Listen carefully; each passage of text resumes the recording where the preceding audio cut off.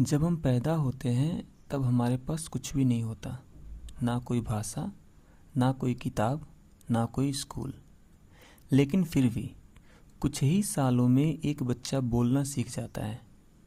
किसी ने उसे व्याकरण नहीं पढ़ाई, किसी ने उसे कर्ता कर्म क्रिया नहीं समझाया, फिर भी वह अपनी माँ से बातें करने लगता है। लेकिन अब जरा दूसरा दृश्य सोचिए। अगर उसी बच्चे को किताबें कभी दिखाई ही ना जाए, अगर उसे कोई अक्षर कभी सिखाए ही ना जाए, तो क्या वह अपने आप पढ़ना सीख जाएगा? नहीं। और यहीं से शुरू होती है आज की सबसे दिलचस्प कहानी। एक ऐसा सवाल जिसे न्यूरो साइंटिस्ट, मनोवैज्ञानिकों और शिक्षा विशेषज्ञों को वर्षों तक सोचने पर मजबूर किया। क्या हमारा दिमाग पढ़ने के लिए बना ही नहीं है? अगर जवाब नहीं है, तो फिर करोड़ों लोग पढ़ना कैसे सीख जाते हैं? और अगर पढ़ना प्राकृतिक नहीं है, तो पढ़ाई में संघर्ष करना क्या वास्तव में सामान्य बात है? आज हम इसी रहस्य को समझेंगे। जरा अपने घर के किसी छोटे बच्चे को याद कीजिए। उसने चलना सीखा, बोलना सीखा, मुस्कुराना सीखा। इनमें से किसी भी काम के लिए उसे स्कूल नहीं भेजा गया। क्यों? क्योंकि ये सब हमारे विकास कर्म यानी इवोल्यूशन का हिस्सा है। हजारों नहीं, लाखों सालों से इंसान बोलता आया है। इसलिए हमारा दिमाग भाषा सीखने के लिए लगभग तैयार होकर पैदा होता है। लेकिन पढ़ना, यह कहानी बिल्कुल अलग है। लिखाई का इतिहास मुश्किल से 5000 साल पुराना है। अब जरा सोचिए, जिस दिमाग को बनने में लाखों साल लगे हों, क्या वह सिर्फ 5000 साल में खुद को पढ़ने के लिए बदल सकता है? वैज्ञानिक कहते हैं नहीं। फ्रांस के प्रसिद्ध न्यूरो साइंटिस्ट स्टेनलॉस डेहेन कई सालों तक इस सवाल पर काम करते रहे। उन्होंने दुनिया भर के बच्चों के दिमाग का MRI स्कैन किया। वे यह जानना चाहते थे कि जब कोई इंसान पढ़ता है तब दिमाग के अंदर वास्तव में होता क्या है। और जो रिजल्ट सामने आए, उन्होंने पूरी दुनिया को चौंका दिया। उन्होंने पाया दिमाग में ऐसा कोई हिस्सा नहीं है जो सिर्फ पढ़ने के लिए बना हो। यानी प्रकृति ने हमें रीडिंग ब्रेन देकर नहीं भेजा। फिर पढ़ना सीखते कैसे हैं? यही उनकी सबसे प्रसिद्ध अवधारणा सामने आई, न्यूरोनल रिसाइकलिंग। यह नाम थोड़ा कठिन लगता है, लेकिन इसका अर्थ बहुत आसान है। मान लीजिए आपके घर में एक कमरा पहले स्टोर रूम था। समय के साथ आपने वही कमरा साफ किया, एक टेबल रखी, कुछ किताबें रखी और वह स्टडी रूम बन गया। क्या नया कमरा बनाया गया? नहीं, सिर्फ पुराने कमरे का उपयोग बदल गया। हमारा दिमाग भी बिल्कुल ऐसा ही करता है।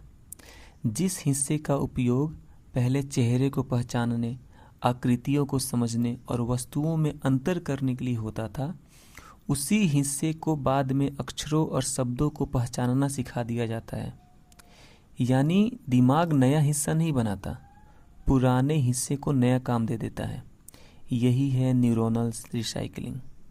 और यही कारण है कि पढ़ना सीखने में समय लगता है, क्योंकि हम कोई नई क्षमता नहीं खोल रहे होते, बल्कि पुराने सिस्टम को नया काम सिखा रहे होते हैं। अब वैज्ञानिकों ने MRI मशीन में लोगों को पढ़ते हुए देखा, तो उन्होंने पाया कि हर बार दिमाग का लगभग वही छोटा सा क्षेत्र सक्रिय हो जाता है। इस क्षेत्र का नाम है विजुअल वर्ड फॉर्म एरिया। इसे आप दिमाग का वर्ड रिकॉग्निशन सेंटर भी कह सकते हैं।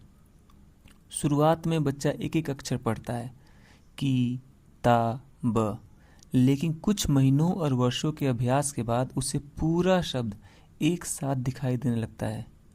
ठीक वैसे ही जैसे हम अपने किसी दोस्त का चेहरा देखते ही उसे पहचान लेते हैं। हम उसकी आँख, नाक और कान अलग अलग नहीं गिनते।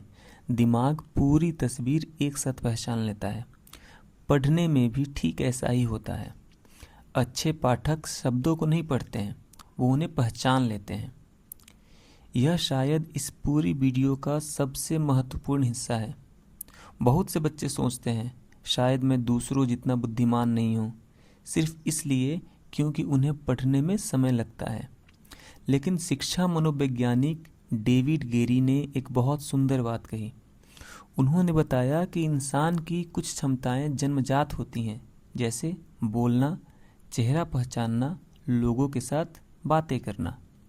लेकिन कुछ क्षमताएं ऐसी होती हैं जो केवल अभ्यास और शिक्षा से विकसित होती है, जैसे पढ़ना, लिखना और कैलकुलेट करना।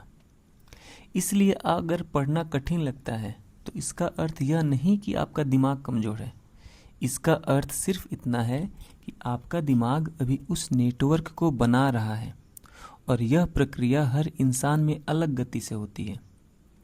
अमेरिका की प्रसिद्ध न्यूरोसाइंटिस्ट मैरिएन वुल्फ कहती हैं कि पढ़ना कोई जन्मजात प्रतिभा नहीं है, यह दिमाग द्वारा बनाया गया एक नया सर्किट है।